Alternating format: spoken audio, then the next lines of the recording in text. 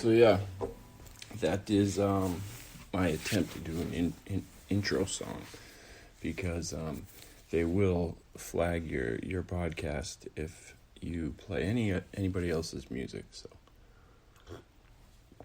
I just woke up. I didn't sleep much last night, but it's 6:30 a.m. It is January 26th. And it is still dark outside. It looks more like like a royal blue outside. It's not one of those hyper cold mornings. It's a little on the warmer side for a January morning, but I figured I would do a cast on my original show here, the Ray's World, just because I woke up and I looked outside out of my window, and mornings like this, when it's really early and still quiet, and it's not gray out yet, it's just a dark, slowly getting brighter sky, the royal blue sky, and just very calm this morning, and reminds me of January 2017. Excuse me if I'm trying to be quiet, but I feel like my walls are paper thin, and at this point and at this hour, I feel like any noise within the entire building can be heard, and I'm sure that my neighbors probably think that I talk to myself, if we're being honest, which is true, because that's basically what I'm doing right now. But I poured myself a cup of coffee, and I couldn't help but think of January 2017, when Rachel was diagnosed with stage 4 colon cancer. In her sigmoid, she had a large tumor in her sigmoid colon. And it felt like, we had been waiting a long time for answers.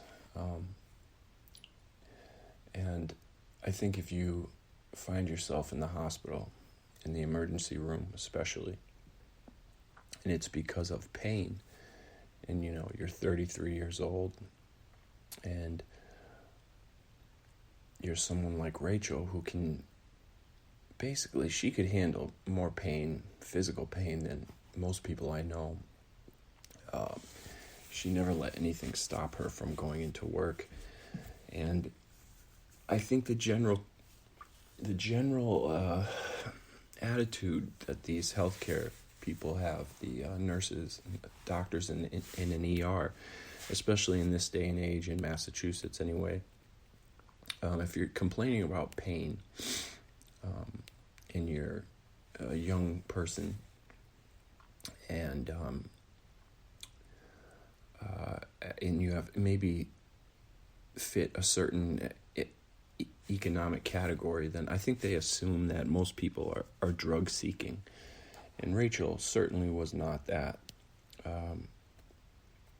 And she continued to go to the ER and express that she was in a ton of pain, doubled over in pain, saying to me she thinks something's wrong with her. It's one of my big regrets is not, it's possible I was guilty of that too, of overlooking it. And I really thought it was Rachel's diet and maybe lifestyle, or working too hard, and I didn't think she ever ate healthy. And but when she was in this kind of pain, it was really, man, I don't know why I didn't put the puzzle pieces together sooner. But I think the last thing you want to think is that at 33 years old, that the woman you love, and you're about to, planned your whole life around is going to be told she has terminal stage 4 cancer.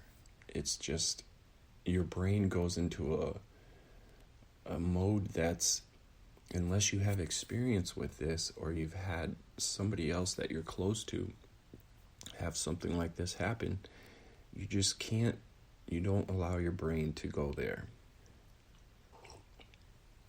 The first time she went in, they told her that they thought it was endometriosis. And they gave her some mild non-narcotic pain prescription for something, and it didn't work. Of course, it didn't work. And she persisted and went back, and then they told her, they did a scan. So we went to a St. Vincent's hospital, which is nice, like aesthetically nice, but it's not known as being the better of the hospitals in the area in Worcester. It's almost like going to, it's silly for me to explain, but if you're in Massachusetts, Western Mass, like going to a hospital like Cooley Dickinson versus a hospital like Holyoke Hospital or Bay State or, something like that, Mass General. In Worcester, it was UMass Memorial is the best hospital with the most state-of-the-art, up-to-date technology, and they're the most capable. But we were at St. Vincent's, and she was told they did a scan, and the woman said, it does look like there's something going on. Man, you think about these cases and you wonder, I wonder if anyone ever got a hold of this woman. She was the OBGYN at St. Vincent's. And she told her, I think you have a fallopian tube infection. And she gave her some heavy, heavy-duty antibiotics. This is after doing a CAT scan, like I just said. And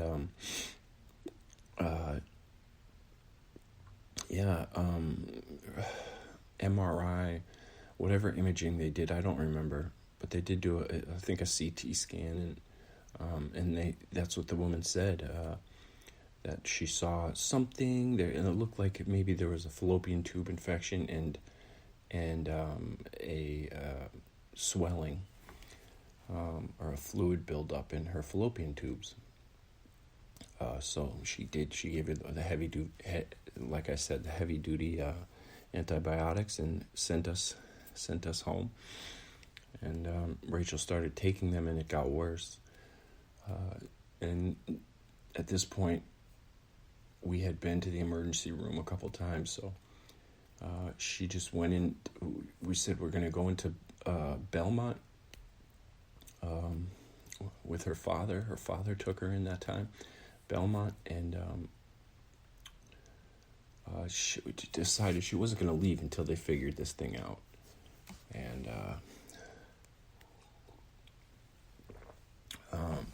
we were there for a while. We were in the hospital over Christmas and New Year's, and she was diagnosed January 5th. And we waited and waited, and because it was the holiday, and they couldn't figure out what her pain was. Nothing was helping her pain. They were giving her all sorts of everything. And the doc there, the general doctor there, thought it could be severe endometriosis, but they were also being vague and just saying, we want to keep her for testing. And I felt like the holiday had a big played an important role. Like maybe they were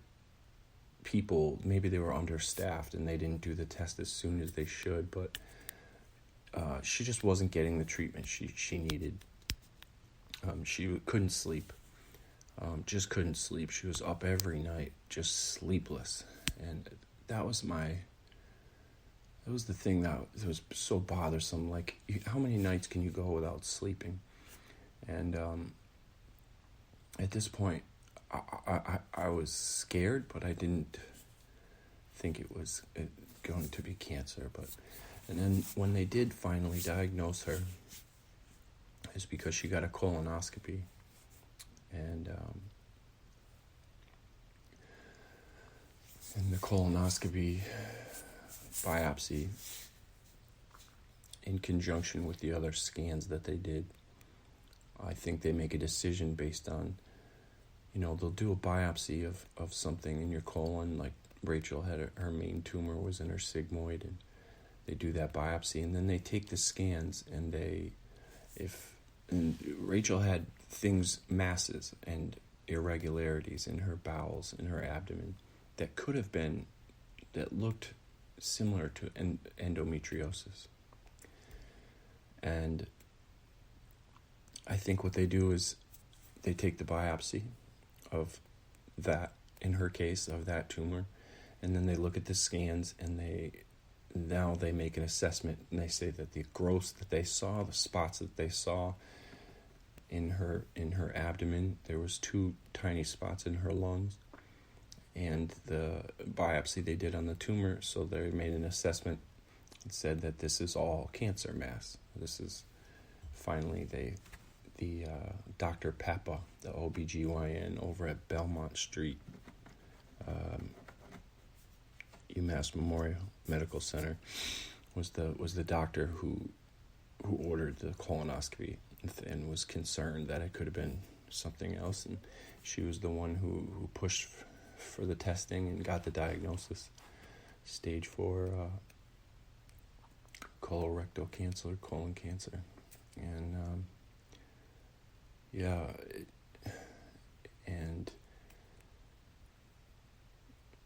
I'm not going to go over what that was like that night. It was, I think I've talked about it on here, but I think back to it, and I wonder what happens to now. Does the woman at St. Vincent's, the doctor, the OBGYN there, I wonder did they communicate at all? Did they look at Rachel's history? Did they see her recent history that she had been to St. Vincent's, and did they talk to that doctor? I wonder, because I would hope that someone would have gotten hold of that doctor, the original OBGYN at St. Vinny's, and told them, hey, listen, you had a patient that came in to the emergency room, you guys did a scan, you gave her these antibiotics thinking it was a fallopian tube infection, you sent her home. Meanwhile, she's here now, and we've diagnosed that what you thought was an infection is actually a very, very severe,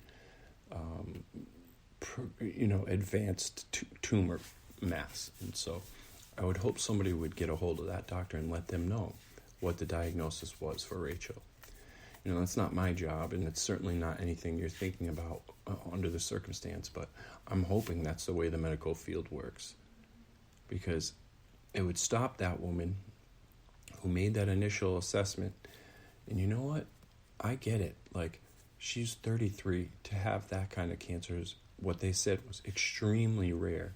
Now, just like anything else, once you're exposed to it, I'm finding out that it's more common than you might think for young people to be dying of cancer, and of colon cancer even. So, but just like anything else, you're not aware of it until you're looking. Like, just like in a car, someone mentioning like a Volkswagen Beetle, you haven't seen any in years, and then you start noticing them all over the place just because, it's someone put it in your brain. So,